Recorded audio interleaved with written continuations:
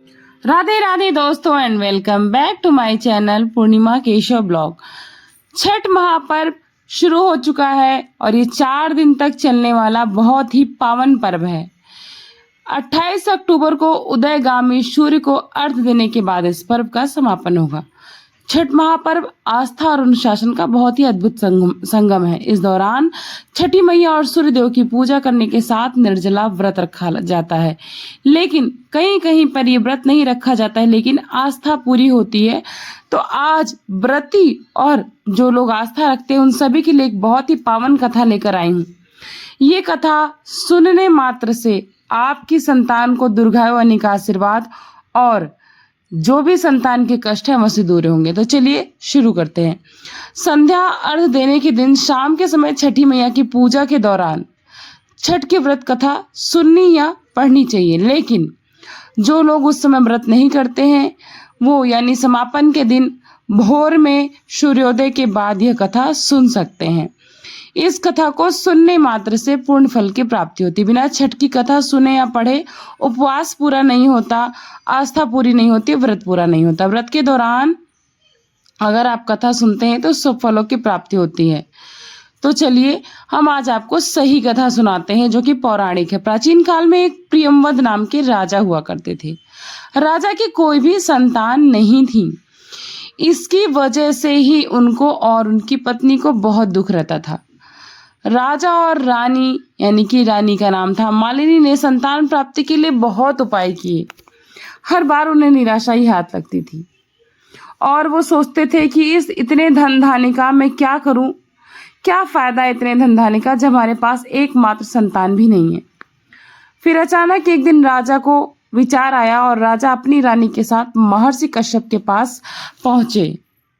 महर्षि कश्यप ने राजा रानी की संतान प्राप्ति की इच्छा पूर्ति के लिए एक यज्ञ आयोजित किया।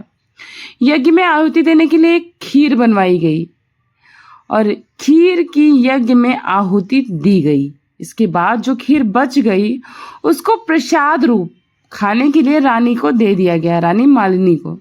रानी मालिनी ने खीर खा ली। खीर के असर से रानी गर्भवती हुई और कुछ समय के बाद उनको एक पुत्र रत्न की प्राप्ति हुई। वो पुत्र बहुत ही सुंदर था, लेकिन दुख की बात ये थी कि वो पुत्र मृत था।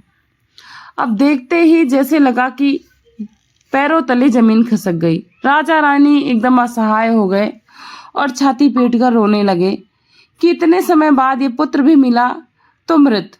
राजा रानी बहुत दुखी हुए। इसके बाद राजा अपने मृत पुत्र को लेकर, उसका शव लेकर शमशान घाट की तरफ गए। शमशान घाट में राजा ने फैसला किया कि वो भी अपने प्राण त्याग देंगे और इधर रानी रो रो कर व्याकुल थी अपने प्राण त्यागने के लिए।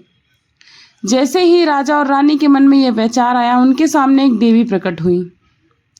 राजा के सामने जो देवी प्रकट हुई वही देवी रानी के स्वप्न में भी आई। वो जो देवी थी वो भगवान ब्रह्मा की मानस पुत्री थी। राजा ने उनसे पूछा और रानी ने भी कि हे देवी आप कौन हैं।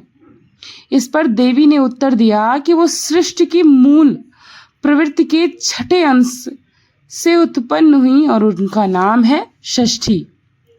देवी ने राजा से कहा कि वो उनका व्रत और पूजन करें और दूसरों को भी ऐसा पूजन और व्रत करने के लिए प्रेरित करें। अब देवी की बात राजा को असमंजस में डाल गई कि ये किस प्रकार का विचार था या किस प्रकार की देवी थी, लेकिन देवी ने राजा से कहा कि ऐसा करने से वो इस दुख से मुक्त हो जाएंगे।